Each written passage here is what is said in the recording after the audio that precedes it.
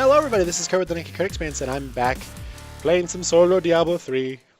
I'm so lonely, so lonely. Anyway, like I said, true to my word, I am going to go ahead and do a normal rift, T6 normal rift, just to go through, hopefully maybe get some goblin packs. That's what I'm kind of really actually hoping for, just so I can get more blood shards, but I just kind of wanted to show off the power of this build in terms of speed of a rift.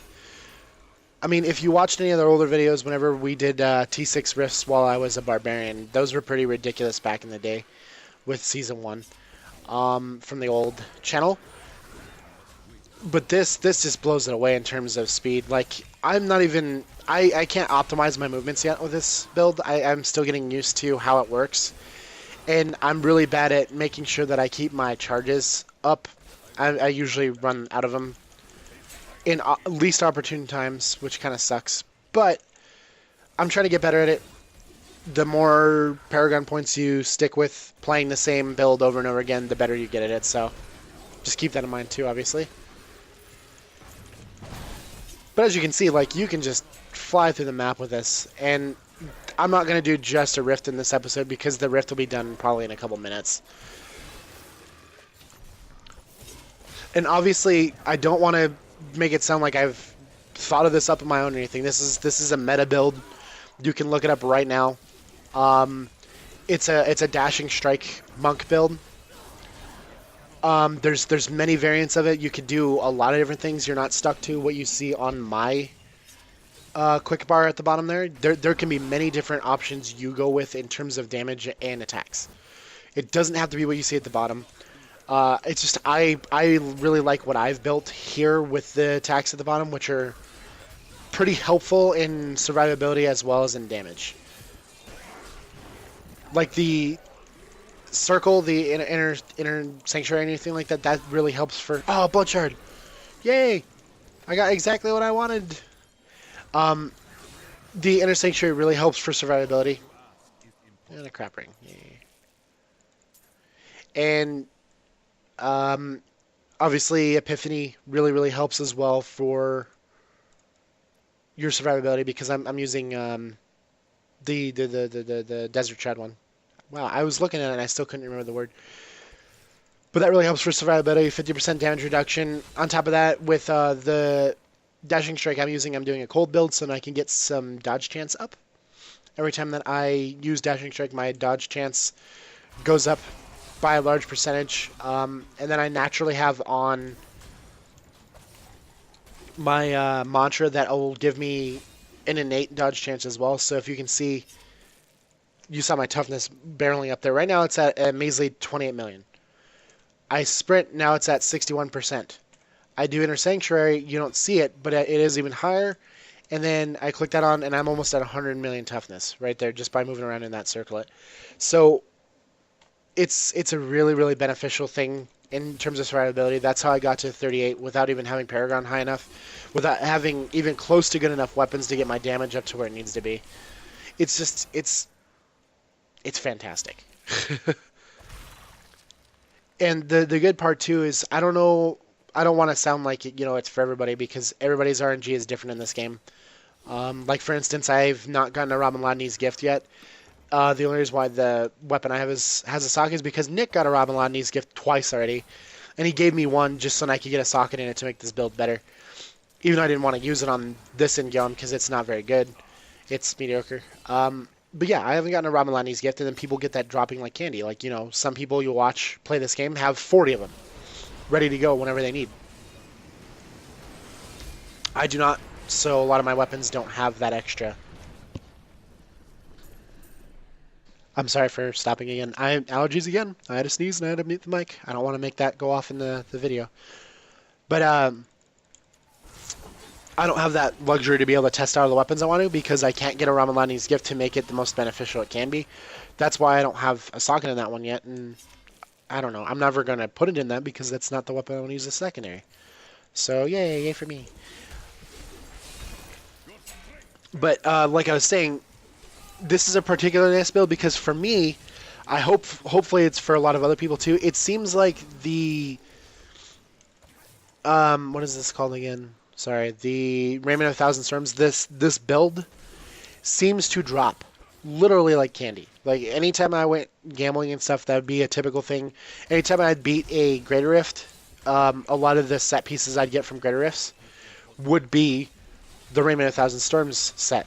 So I've gotten a lot of those parts over and over again. So it seems like you can build this pretty early on. And it may not be the most optimal parts yet, but you can use it to get yourself better parts and to do harder difficulties right off the bat. Because like when we started, it took us forever. We weren't getting the parts we needed. Nick and I weren't. We were stuck on Master, and then we finally got to Torment 1. It took forever. We finally got to Torment 1, though, and as soon as I got literally all my parts, Nick got an in-gum like right before I got my last 2 parts for this build. I didn't even have the Restrainer Focus yet. But as soon as I got that last part of the Raiment of a Thousand Storms, I was able to do T3 instantly. Almost nearly instantly. But I will admit, though, that we kind of got stuck in anything higher than that because then I would get destroyed. Like, I couldn't survive anything no matter what I built. As soon as I got Focus and Restraint, my DPS went up so high that I could kill anything at really high levels. Like, you can kill really high Rift bosses with this build. It's you can't survive them usually. And there you go. That was the boss right away. I forgot to tell you, ready, set, go. But yeah, you're not able to kill or survive anything very well while you're playing this build. It's not a very survivable build if you don't have the right parts. As soon as you get all the parts put together and you find your own way to play this class, you'll be able to survive a lot better. I'm getting better and better whenever I survive, but it's not ideal yet, obviously. Oh, puzzle ring, great. And I still don't have the one for him to make him not die.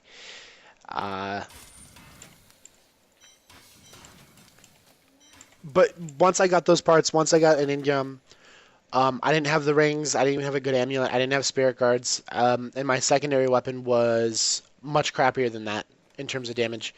We were able to do T3 just fine. It took a little bit of work to get enough damage in, but it worked great. So just remember that as soon as you get parts like that, they don't have to be best in slot parts. They don't have to have like literally cooldown reduction, crit damage and chance on your shoulders, everything. You can get worse off parts. Like, this isn't ancient. It's not perfect. It's good, but it's not perfect. This doesn't even have everything I wanted on it. I want a dashing strike cooldown and resource cost reduction. Don't have it. This I wanted cooldown instead of resource cost reduction, but that's okay. This is the only ancient one I have, I believe, on my person right now. And it's not perfect either. It has rather low dexterity and stuff. But you see what I'm saying? Like, my Engam's terrible. Only 2,200 damage with 9% damage increase and 728 dexterity. Not very good. It also has holy skills. You'd prefer to probably have cold. This is okay. It's not great. So just remember that too. You can potentially get through a lot more if you don't worry about that. You just make sure you get the parts you need right away and then worry about getting them better. That's always the easier way to do it. I'm doing another rift, by the way, because the last one was so short and I talked a lot during it. So I figured might as well do 2. So then this isn't an 8-minute video.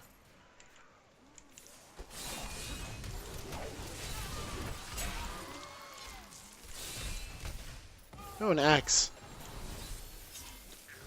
So yeah, I killed the elite packs now. I forgot to. I was kind of going slower because I want to make sure that I'm pretty well practiced, because you can't really spam as fast as possible during a grid rift, because then if you run out of charge, you kind of kill yourself, essentially. But in the T6 rift like this, if you get a lot of elite pack density, which is nice, you can literally do the whole rift this way. Oh, speed pylon. As you can see, you can do the whole rift this way instead. Okay, another plan. I'm getting really unlucky with finding crap legendaries already today, so that bodes well for me. But yeah, in a T6 rift, your survivability doesn't really matter too much. You probably won't die unless you're not attacking at all. But see, I kill an elite pack, so now I can literally just go like this through the entire map. I will not do that. Just to find this another elite pack and then kill it off as fast as possible. Grab whatever you want out of it. Go to the next one. Nope.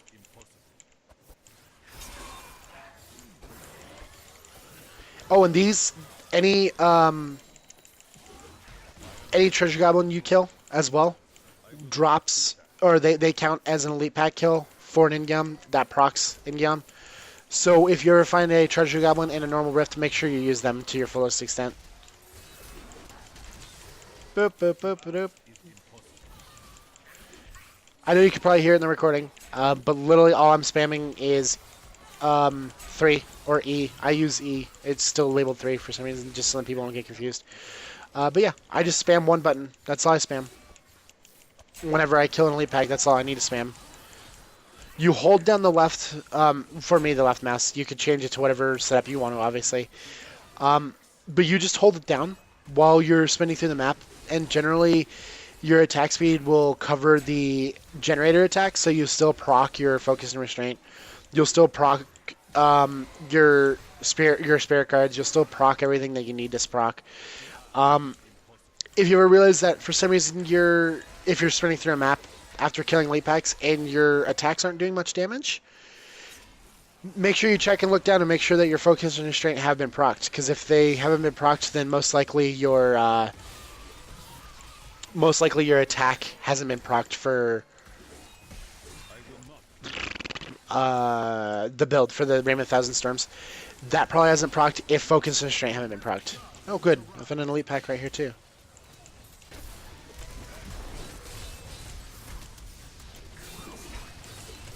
Cool. Now I can just kill everything as fast as I want.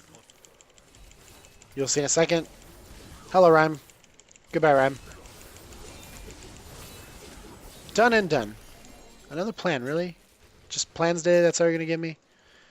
But that'll do it there for the next rift. As you can see, if you actually aren't, doing it slow like I was, that was more or less just practice and talking to you guys, you can move a lot faster through rifts. Okay, I'm coming to kill you now. You pissed me off.